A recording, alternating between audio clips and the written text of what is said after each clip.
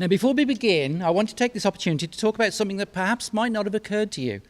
Some of you arrived earlier, and I hope you took the opportunity to have a look around. The Hope Factory is unlike any other manufacturing operation that we know of, he says. Everything you see around you is run by volunteers. From the pre-cut materials to the homes in the construction and paint lines, all of the tasks are done by volunteers. Inside this factory, we focus on building high-quality, interim supporting housing, tiny homes, and have a good time doing it. Sound Foundation Northwest volunteers are here day in, day out, week after week, month after month. They range in age from 16 to over 90, drawn from many different backgrounds: individuals, families, community and faith groups, and corporate groups. In fact, we had one volunteer 2 weeks shy of her 90th birthday here this past Monday. Many have no construction or power tool experience at all. Our team leaders teach these skills to everyone. All are focused on helping build homes that provide warm, safe, and dry interim shelter for those in need. We're joined in this effort by our community partners, whose banners you see on the factory walls. Then there are the donors who generously provide the funds to purchase the materials that make up each home. We'd also like to acknowledge and thank Lehigh, who provide this space to us so we can produce these homes. To everyone that stepped through the door or donated since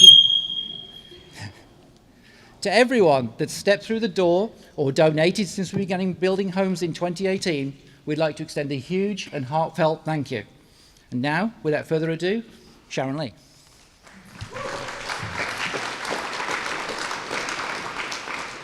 Good afternoon, I'm Sharon Lee, Director of Lehigh Low-Income Housing Institute. Welcome to the Hope Factory. We actually should make a note that this factory, I wish we could buy it. This factory is actually owned by the Port of Seattle, who lets us use this. And that's why we have all the volunteers here.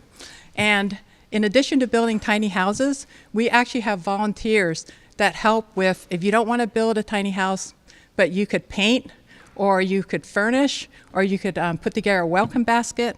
And if you go to our villages, you will see how beautiful they are. They're painted, they have artwork, we have paint parties, we have community events. People are building, let's say, picnic benches, flower, places for landscaping. It's really been a true community effort where we have a community advisory committee and we have great volunteers who actually help monitor and support the villages, and some of them will be speaking today. And we also have, in some cases, religious and church sponsors that help us because they want to fulfill their mission and they are part of our partnership. But I think the important thing about tiny house villages is that Seattle is on the national roadmap for tiny house villages. There are 11 tiny house villages in Seattle, and overall, last year, Lehigh alone, we housed and sheltered 1,600 adults and children. And so it is a phenomenal, it's not just a small program. It has a significant impact in terms of the unsheltered homelessness. So we are delighted to have you here. I just want to point out Amanda Benson. Amanda Benson is our volunteer coordinator. And later we will have Pastor Reverend Dr. Jeffrey, who is a religious sponsor, and he's sponsoring many of the tiny house villages. And we are so ever grateful to him. So thank you very much for being here. Thank you, Sharon and Steve. And next up, we've got the Mayor of Seattle, Katie Wilson.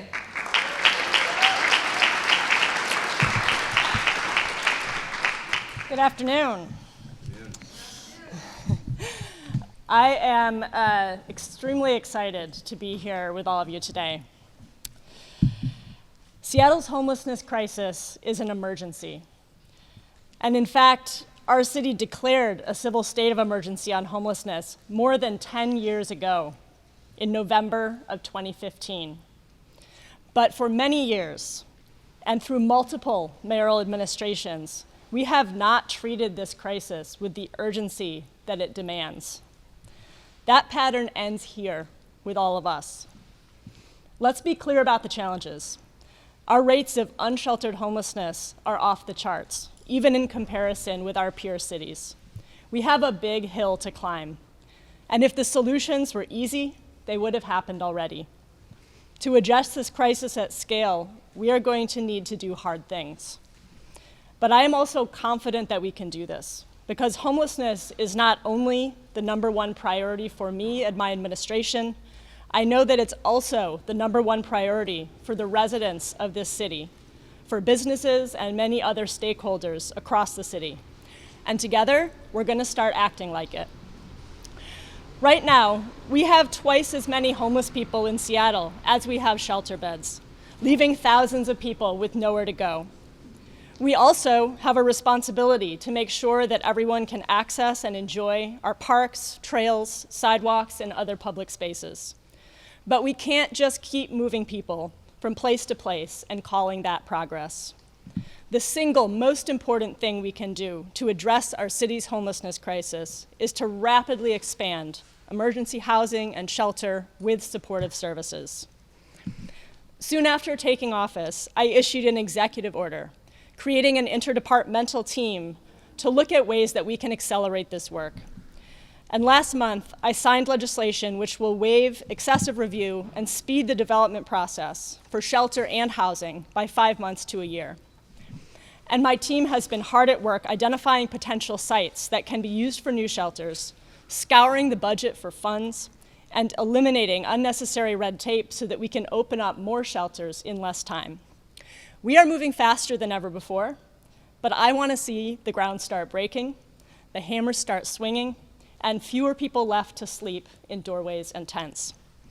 That's why today I'm announcing that I have transmitted 3 pieces of legislation to our City Council that will allow us to quickly open new shelters with supportive services across the city, expand existing successful shelters, and secure the resources to make that all happen.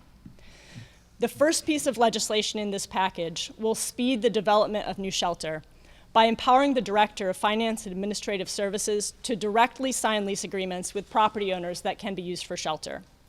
This may seem like a small and technical change, but it significantly accelerates the process by eliminating bureaucratic obstacles and allowing the city to prepare sites, which can then be turned over to service providers to operate the shelter and services.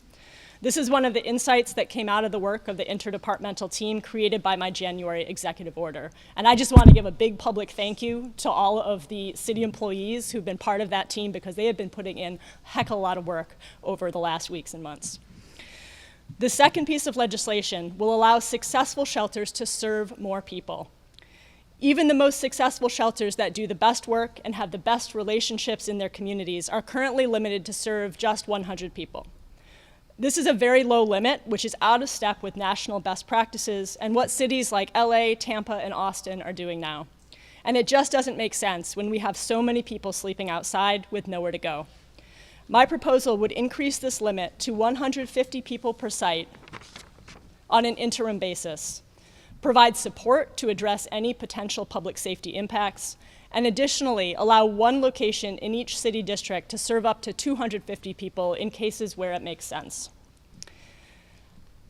My third piece of legislation will allocate the necessary funds to open new shelter and emergency housing this year, bring people inside, and match them with the right services. You can clap for money, clap for money. My team has identified $4.8 million from existing underutilized city fund sources, which can be used to fund shelter and wraparound services. $3.3 million would derive from an underutilized revolving loan program that was difficult to deploy and not previously appropriated. An additional $1.5 million would be appropriated from the Downtown Health and Human Service Fund, which is a program from the 1990s that has not been used for a decade. I have heard from so many people who are hungry for bold, effective strategy that finally treats our homelessness emergency like an actual emergency. And that is what we are beginning to do today. This package of legislation will provide us the tools we need to make good on my commitment to open 1,000 units of shelter and emergency housing this year. I also know that some people may have concerns about new or expanded shelters opening near them, and I get it. I understand that people want to know that when we open shelter in their neighborhood, that also means that they can expect to see a reduction in unsheltered homelessness in their area. And they want to be able to trust that it will not create new problems of public safety. And just to be real, there can be problems when we don't get things right. Well, we are committed to getting things right. We are learning from what has worked and what hasn't worked in the past. I and my team understand very well that the challenge we face is more complicated than just opening indoor space for people to go to. It is absolutely vital that this space be appropriate to the specific needs of the people who are sleeping unsheltered in our community and paired with the services that can help to ensure that they'll be successful there. And also, we are never going to see a change unless we go all in as a city to rapidly expand shelters so that we can actually bring people inside and match them to the wraparound services they need. That's why today I'm also making a direct appeal for everyone to pitch in. We need your help to get sites ready, to help build new shelter, to support our frontline service providers, and to be good neighbors with the sites that we need to open around the city. We need to choose to come together as a city because we can't keep looking away from this problem. We can't keep pushing people from place to place without bringing more people inside. And we can't keep forcing our buses, our parks, our libraries to function as social service providers. Neighbor by neighbor, we can do this. Together with this legislation and your support, we're going to make sure we're matching the right services to the right people, including for people struggling with behavioral health and substance use issues. We're going to work with philanthropic partners to identify additional funds to further accelerate our efforts, and we're going to make sure that neighbors have a way to offer their feedback and support. I encourage you to visit wilson.seattle.gov and sign up to volunteer to help support the 1,000 units of shelter that we are committed to bringing online this year. This is your city, and that applies to you if you're a homeowner who just wants to be able to take your kid to the park, and that applies to you if you're a person who is sleeping in a tent in that park because there's nowhere for you to go. And it is up to all of us to make good on that vision. Thank you.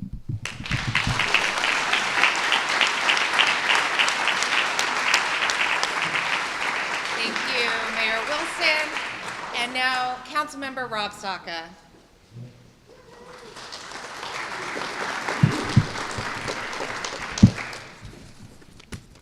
All right.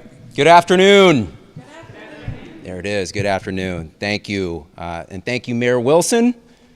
And thank you, Sound Foundations, for bringing us here today. I am Rob Saka, the Seattle City Council member that represents District 1. And welcome to District 1. I had the opportunity to tour this very site and facility about a year and a half ago. And I know this space is really important for a lot of the constituents in Seattle that I happen to represent, especially those in West Seattle. Many have donated their time, their treasure, and talents to build tiny homes like the ones around us today. We need more shelter capacity in Seattle, and we need it urgently. The scale and scope of our homelessness problem, homelessness crisis, demands action. Yes, we must expand shelter and low-income housing options quickly, responsibly, and with compassion. That's why I want to thank Mayor Wilson for bringing forward legislation that treats this crisis with the urgency it deserves. Tiny home villages work. They do. And many people prefer them. When I toured Sound Foundations, the Hope Factory here a year or two ago, I saw firsthand how these homes are built, how they're built efficiently and at scale. Again, right here in my own council district. Tiny homes offer privacy, autonomy, safety, and stability for many of our most vulnerable neighbors who so desperately need those things. These are all critical steps towards permanent housing. We know, some of you know, my constituents certainly know in District 1 in West Seattle, that District 1 is disproportionately impacted by our homelessness crisis, especially in terms of the number and scale of encampments.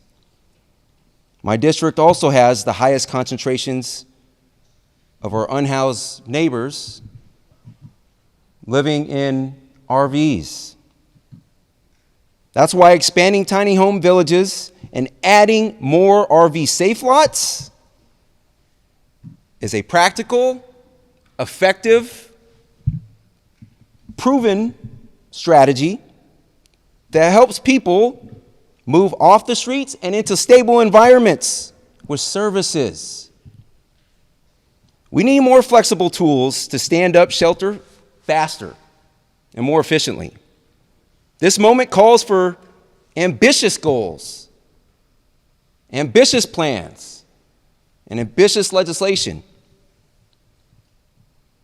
So, we need to meet the moment and address this crisis like the urgency, like the crisis that it is. And partnerships like this are how we make more rapid progress. Sound Foundations Northwest represents innovation, local manufacturing, and community partnership. And just across the Duwamish, we'll soon see the Glassy Yard Commons come online. This site combines RV-safe parking and tiny homes as part of a comprehensive approach that I hope can be replicated and scaled citywide. This District 1 bears the brunt, in many cases, again, of our homelessness crisis. That's why at the Glassy Yard site, for example, we're looking for minimum set-asides for the most impacted council district. Because the mayor was right. We're going to build these facilities and structures. We're going to do it quick. But people rightfully expect to see a corresponding decrease in visible homelessness in their neighborhoods and their communities. People rightfully expect us to better approach the situation with compassion by bringing people indoors and connecting them with vital services. And this is a critical first step towards exactly that. This is what progress looks like: expanding options, restoring dignity, and moving people indoors to connect them, again, with vital treatment and services. I share the mayor's goal and vision to build 4,000 units. And the road to 4,000 starts here today. So thank you. Thank you all for being here today, and let's go get that 4,000.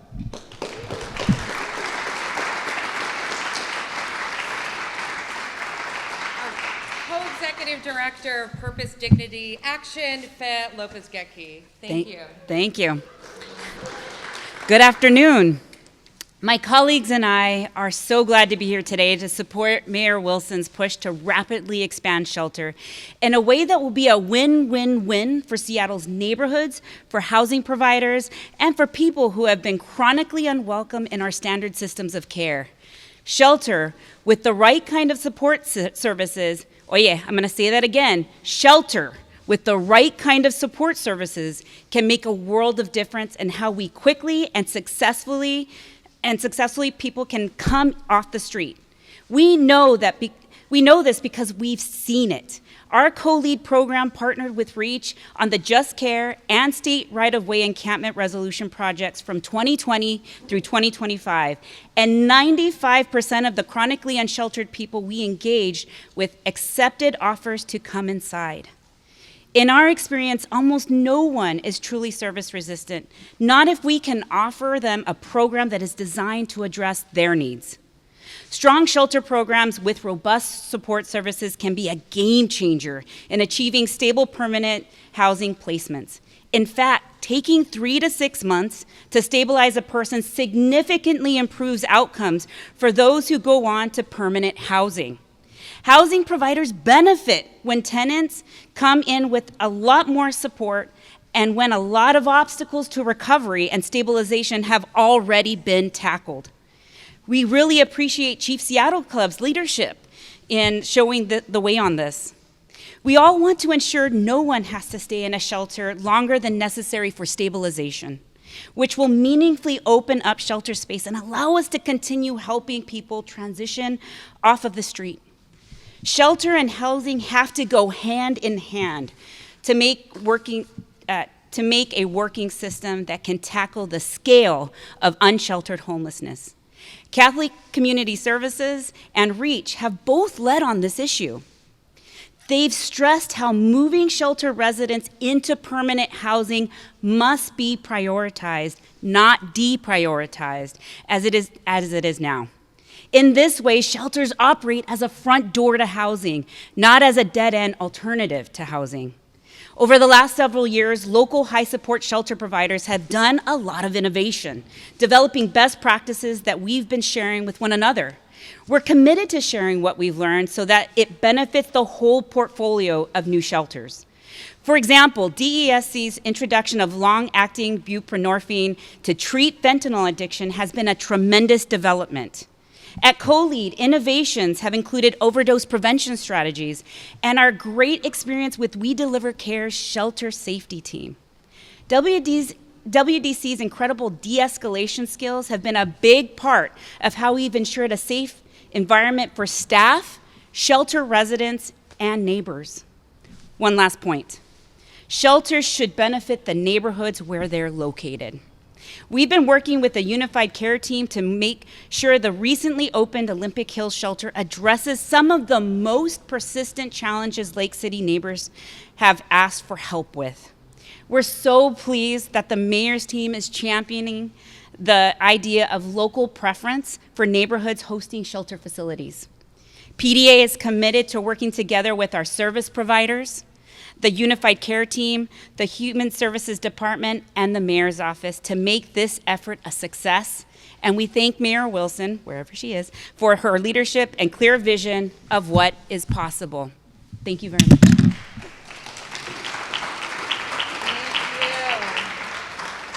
From a Camp Second Chance neighbor and Community Advisory Committee member, Grace Stiller. I have an advantage as a short person. The microphone's right in front of me.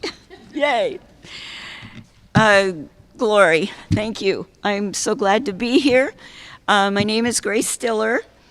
I'm on the Citizen Advisory Committee called the CAC for Camp Second Chance. And I've been on that committee since 2016, when the camp first was an illegal encampment with only tents on the ground. We were neighbors and friends that helped deliver water and food.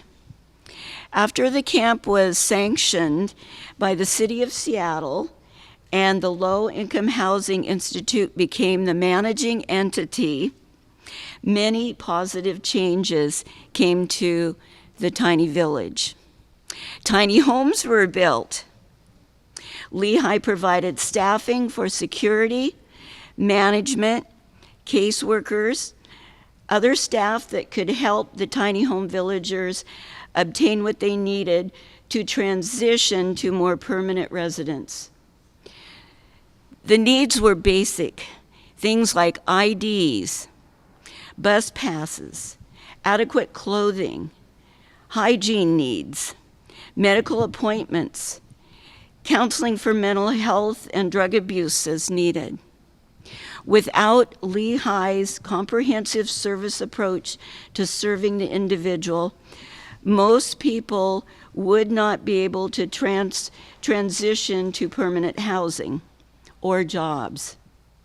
The tiny house villages have the stats and the records of lives helped and changed. I've attended monthly meetings as a CAC member over the years. The tiny homes and the services are the key, and I want to emphasize the key. And Lehigh, the key to solving the greater homeless crisis, not just issue, crisis, namely named. Thank you, Councilmember. Lehigh has and will continue to have success changing lives and giving people a, quote, second chance. I'm totally in support of Lehigh and the tiny home village concept with services. I've seen proof of the program. It works. Now we have Hope Factory that builds tiny homes. Hope Factory had a very meager start as a construction tent at Camp Second Chance grounds many years ago. Look at it now. Amazing things happen when people are motivated by love and caring hearts to help people in need. Please continue making a difference in the lives of people, our unhoused neighbors. We have a responsibility to keep our neighbors safe. Thank you.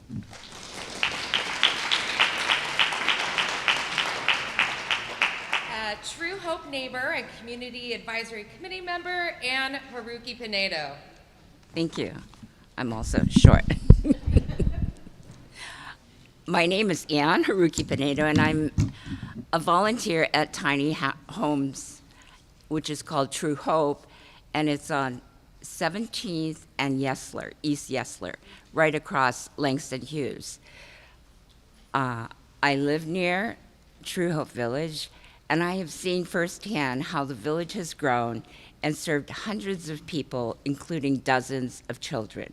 We are one of the villages that is known to house expectant moms, children, and families. These neighbors come to us unsheltered, and they just need respite. They need to come off the streets, out of cars, and oftentimes escaping domestic abuse. Some people arrive with just the clothes on their backs. The villagers also have case management and are able to explore different living options that would work for them. Many of our villagers are fully employed and come back to the village at night. There's one hot meal served every day, and the community has donated microwaves, refrigerators, and so much more. We also provide move-in kits for those who are transitioning to apartments. And we do this by doing an Amazon wish list, and it's usually fulfilled in a day or two. We don't know who our donors are, but this is what we have heard that younger donors like to do. They want to know exactly where their money is going and exactly what they're buying. So we have dozens of people throughout the community that have found this way of participating in homelessness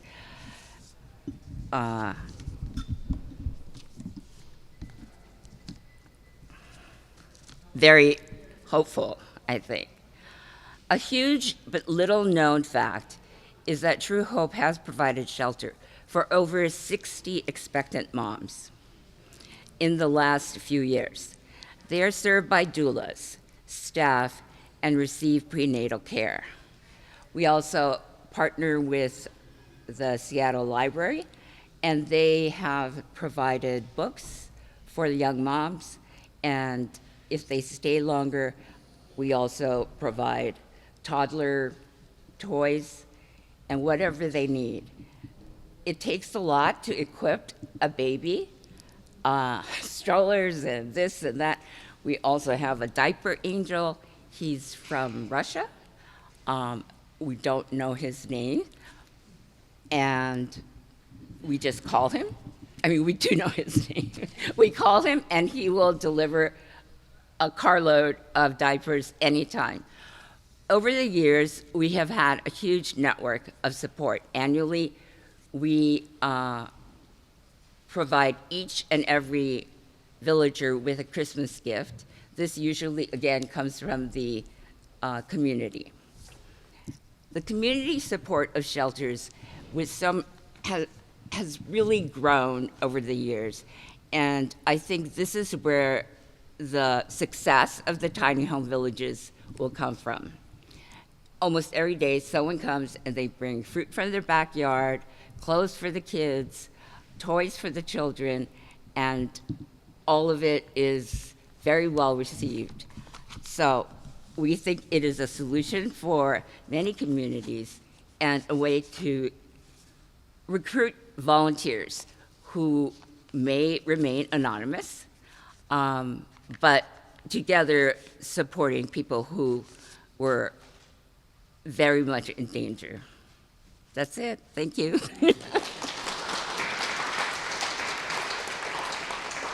Next up, we've got the VP of Policy and Advocacy at Evergreen Treatment Services, Chloe Gale.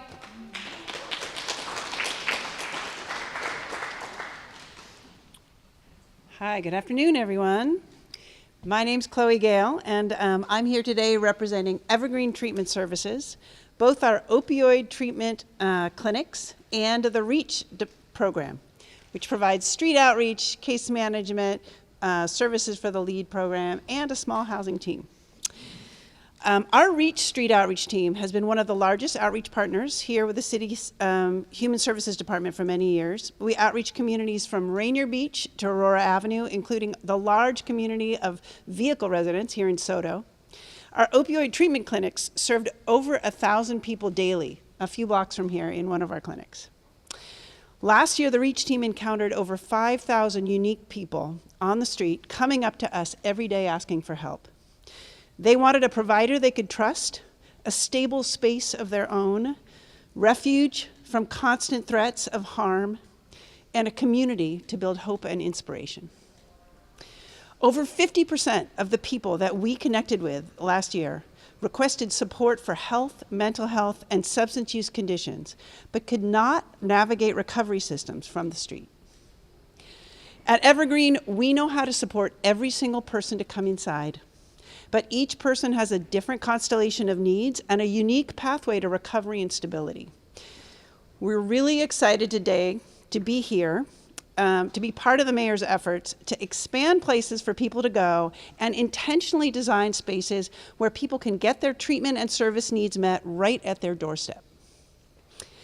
As one part of the effort, our treatment clinics have pledged to work closely with existing and new enhanced shelter programs to bring our treatment in motion vans and our treatment access directly to their sites and reduce any barriers that we can to connect people to the life-saving opioid treatment services that we can provide as rapidly as possible.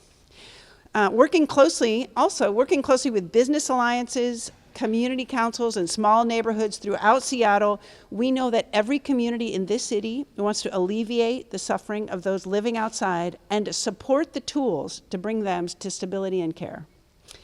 I'm happy to be here with many of our most skilled enhanced shelter colleagues, Sharon Lee, Jilma from CCS, Faye and co-lead, who have the clinical expertise, the fundamental operational skills, and the deeply caring professional staff that can bring our most vulnerable community members into recovery and belonging. Thank you. President and CEO of Catholic Community Services of Western Washington, Jilma Meneses. Good afternoon. Can you hear me over here? Okay, thank you so much for having me here, and to our partners, thank you for doing the work that you do. And of course, we're here also to thank the mayor for her vision and for her call, for her creativity. Absolutely, we're partnering with her to create more shelters and more housing. Absolutely. We at Catholic Community Services, we've been doing this work for over 100 years. We know what works. And yes, integrated services, along with the shelter and other housing, is critical. You don't provide behavioral health and you don't provide substance abuse treatment, that person is lost if they need it, regardless of the shelter. So we absolutely have to have that integrated services with the shelter and the housing. You know, Catholic Community Services is the largest human provider human services provider in the state of Washington. We serve people from the Canadian border all the way down to Oregon. And the biggest footprint is here in Seattle. So we absolutely are part of this solution. We have to be alongside with you. We are going to be part of the solution. We are not going to stay behind. We're going to do it with you together. And it is the responsibility of everyone, as the mayor said. Private, non-profit, for-profit, and yes, government. Whether it's local government or state government. Absolutely critical. All of us, every single neighbor has to be part of the solution. We have over 3,400 units of supportive and accessible housing and across 76 plus properties. 5,500 people in permanent supportive housing. 7 senior centers, sites serving over 400 seniors, and 18 shelter programs, including 7 here in Seattle. So yes, we know what works. Street homelessness is marked by instability and constant crises, as our colleagues have said. In order to address the crises, this must move forward with integrated services alongside these shelters, whether they're modular units, tiny homes, or hotel shelters like we have. And we have all of it. We have all of it, as long as we have, and we have, again, the transitional and the permanent supportive housing. Partnership is essential. We appreciate the mayor's vision and her commitment to thinking outside the box. Yes, we appreciate it very much. So we will partner with her, just like you all will. When we combine housing and integrated services with behavioral health and substance abuse treatment and other services, we can move the needle. And dignity is restored. Dignity is restored for those unhoused neighbors of ours. They need that dignity restored. And we have a responsibility to provide that, to offer that with them and walk that journey with them. So this is a moment for action. It's a call to action. It's a call for partnership. It's a call for hope. Is it not? Is it not? Let's expand access. Let's restore dignity and help our neighbors move from homelessness to hope. To hope. Thank you.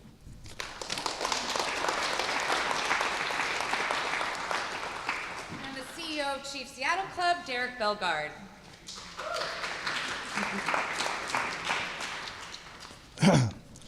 Bonjour, everybody. Thank you, Mayor Wilson, and thank you to everyone here today who continue to stand with our unhoused relatives and community. At Chief Seattle Club, we believe that housing and shelter is not simply services that we provide, but it is actually medicine. Every day we see healing that becomes possible when our relatives have a safe place to rest and a place that they can call home. Today's announcement is an important step to step forward, bringing that healing to more people across our city. For the Native people we serve, this work is especially urgent. While we make up less than 2% of the general population here in this region, we are consistently and unjustly overrepresented in homelessness and housing insecurity numbers. This is the ongoing impact of displacement, both historic and modern, and yet we know from our own programs like Eagle Village and Raven Village that harm reduction shelters save lives and helps people stabilize faster, increasing their chances for success in permanent supportive housing.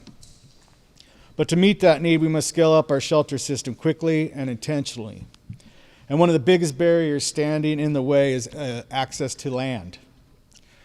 Right now, organizations like ours spend months or even over a year, in our case, navigating complicated leasing processes, zoning restrictions, and land use approvals. These delays cost money, time, and most importantly, opportunities for people to move in safely indoors from the outside. Every day we wait is another day someone is left outside who doesn't need to be.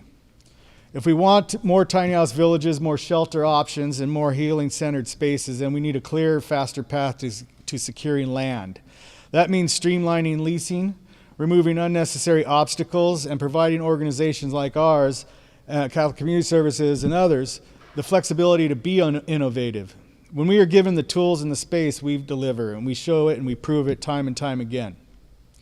Chief Seattle Club's just won, and we're ready to stand and be ready to partner with the city and the mayor to open new shelters and sites quickly, operating with cultural expertise that build pathways to permanent housing. But we can only do that when land itself is accessible.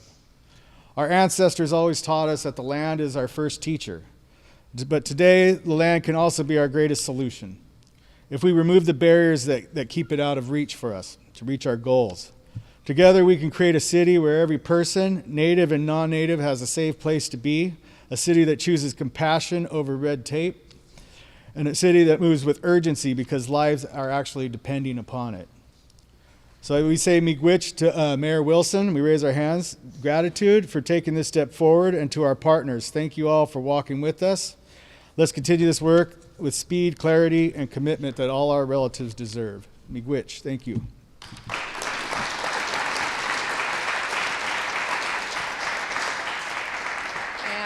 Frontline service provider at Lehigh and OPEIU Local 8 member, Brandon Ashford-Whitfield.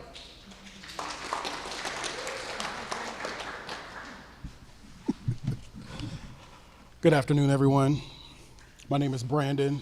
I'm a case manager at Low-Income Housing Institute, also a member of OPEIU Local 8. Every day as frontline service providers at the Low-Income Housing Institute, we see what it means when someone has been living on the streets, finally has a safe place to sleep. That moment changes everything. Our work is about meeting people where they are, whether it's providing shelter, connecting them to medical care, or helping them prepare for a job interview.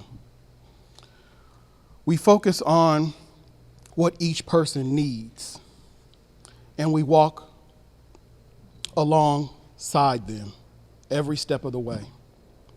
What we know from doing this work is that change begins with stability. When someone has a roof over their head, they can start to breathe. They can start to plan. They can start to heal. That's what programs like our tiny village makes possible for people.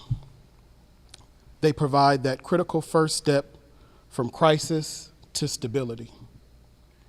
And Lehigh is proud to be a part of making this happen.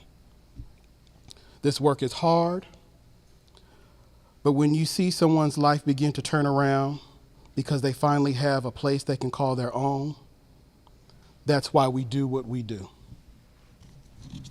That's it. Thank you.